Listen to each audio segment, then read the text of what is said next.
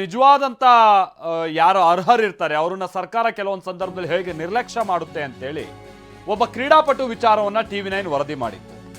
ಪ್ರಸಾದ್ ಅಂತ ಹೇಳಿ ಈ ಸ್ಪೆಷಲ್ ಒಲಿಂಪಿಕ್ನಲ್ಲಿ ಬಹಳ ಸಾಧನೆ ಮಾಡಿದಂಥ ವ್ಯಕ್ತಿ, ಪ್ಯಾರಾ ಒಲಿಂಪಿಕ್ನಲ್ಲೂ ಕೂಡ ದೇಶ ಪ್ರತಿನಿಧಿಸಿರುವಂಥ ವ್ಯಕ್ತಿ. ಆ ವ್ಯಕ್ತಿಗೆ ಈಗ 45 ವರ್ಷ.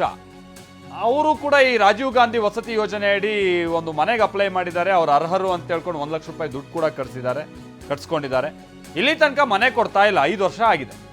TV9ನಲ್ಲಿ ವಿಚಾರ ಪ್ರಸ್ತಾಪ ಆಗ್ತಾ ಇದ್ದಾಗೆ ಪಾಪ ಅವರು ವಿಶೇಷ ಚೇತನ, ಯಾರು ಈ ಪ್ರಸಾದ್, ಅವರಿಗೆ ಮಾತಾಡೋಕ್ಕೆ ಮತ್ತೊಂದೆಲ್ಲ ಬರಲ್ಲ. ಅವ್ರ ತಂದೆ ಸಣ್ಣ ವಯಸ್ಸಿಂದನೂ ಕೂಡ ಈ ವ್ಯಕ್ತಿನ ಪೋಷಿಸಿ ಸ್ಪೋರ್ಟ್ಸಲ್ಲೆಲ್ಲ ಸಾಧನೆ ಮಾಡೋ ಹಾಗೆ ಮಾಡಿದ್ದಾರೆ.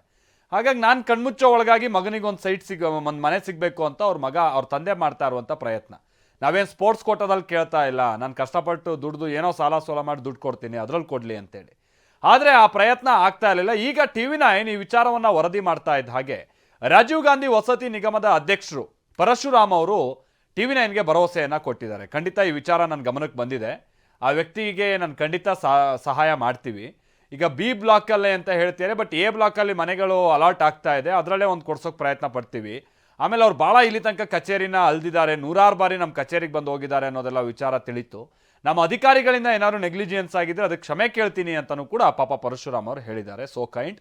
ಬಟ್ ಇದು ಕೇವಲ ಮಾತಿಗೆ ಮಾತ್ರ ಸೀಮಿತ ಆಗುತ್ತೋ, ಏನಾದರೂ ಅನುಕೂಲಗಳಾಗುತ್ತೋ ಅನ್ನೋದನ್ನು ನೋಡಬೇಕಿದೆ.